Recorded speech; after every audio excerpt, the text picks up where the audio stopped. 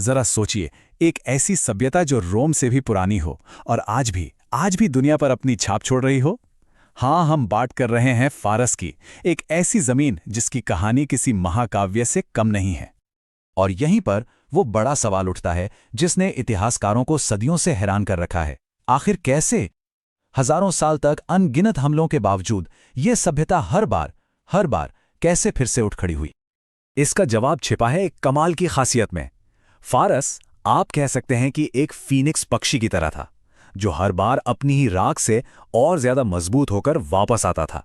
ये सिर्फ बचे रहने की कहानी नहीं है, बल्कि हर बार अपने हमलावरों को ही अपने रंग में ढाल लेने की कहानी है।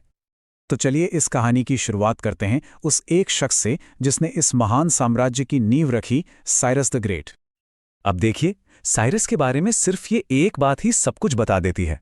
वो बाइबल में अकेले ऐसे गैर यहूदी हैं जिन्हें मसीहा तक कहा गया है, और ये सम्मान उन्हें मिला उनकी सहिष्णुता और न्याय के लिए, जैसे कि जब उन्होंने बाबिलोन से इजरायलियों को आज़ाद करवाया था।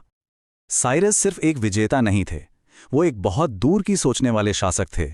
उन्होंने एक ऐसा साम्राज्य बनाया जो तलवार की नोक पर नहीं, बल्कि सम्मान और एक बहुत ही कुशल प्रशासन पर टिका था।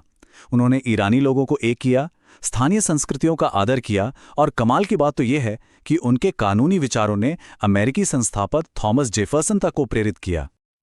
लेकिन देखिए, हर महान साम्राज्य की तरह ही फारस को भी चुनौतियों का सामना तो करना ही था, और सबसे बड़ी चुनौती आई एक ऐसे शख्स के रूप में जिसका नाम इतिहास में हमेशा के लिए दर्ज हो गया, सिकंदर महान।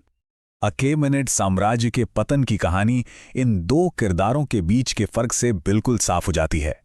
एक तरफ था सिकंदर, जो अपनी सेना के साथ मोर्चे पर सबसे आगे लड़ता था, और दूसरी तरफ था डेरियस, जो एक नहीं बल्कि दो बार लड़ाई के मैदान से सबसे पहले भागा और अपनी ही सेना को हार के मुंह में धकेल दिया। लेकिन सिकंदर की जीत फारस का अंत नहीं थी, बिल्कुल नहीं। उसके जाने के बाद भी सत्ता का केंद्र फारस ही रहा।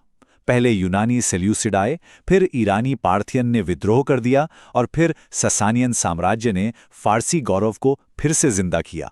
शासक बदलते रहे, पर उस जमीन की आत्मा वो वही रही।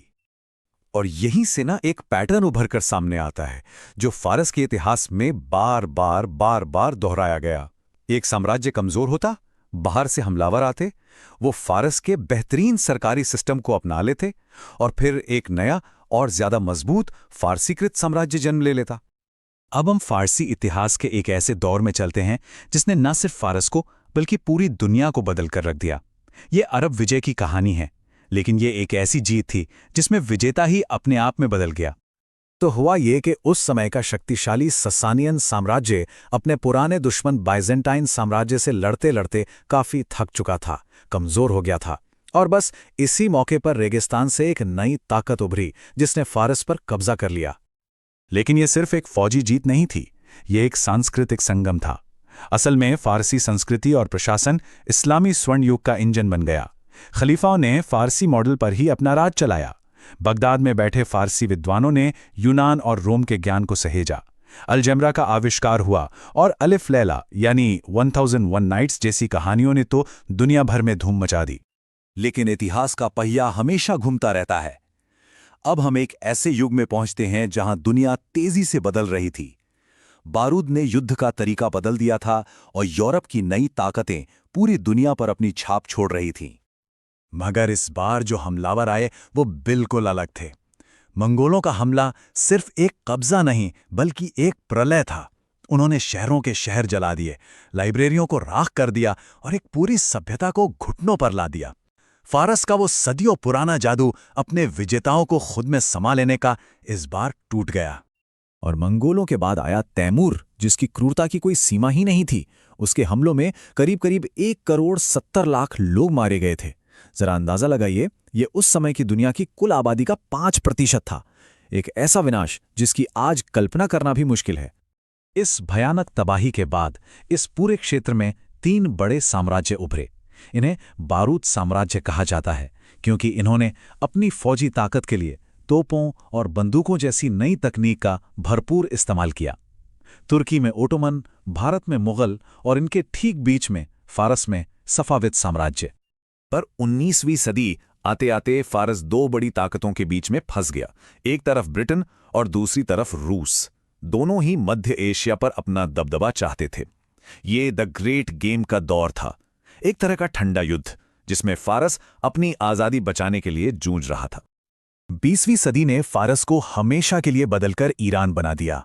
पहले 1908 में तेल की खोज हुई, जिसने विदेशी दखलंदाजी और भ्रष्टाचार को और ज्यादा बढ़ा दिया। फिर 1953 में अमेरिका और ब्रिटेन ने मिलकर एक तख्ता पलट करवाया और इन सब घटनाओं का नतीजा आखिरकार 1979 की इस्लामी क्रांति के रूप में सामने आया, जिसने राजशाही को ही खत्म कर दिया। तो 3000 साल के इस लंबे और उतार चढ़ाव भरे सफर के बाद हम आखिर पहुंचते कहां हैं? इस पूरी कहानी का सार क्या है? कहानी का सार है वो अटूट धागा, फारसी सभ्यता का वो धागा जो हर साम्राज्य, हर हमले और हर बदलाव के बीच से गुजरता रहा, पर कभी टूटा नहीं। ये एक ऐसी विरासत है जो आज भी ईरान और पूरी दुनिया को अपनी कहानी सुनाती है।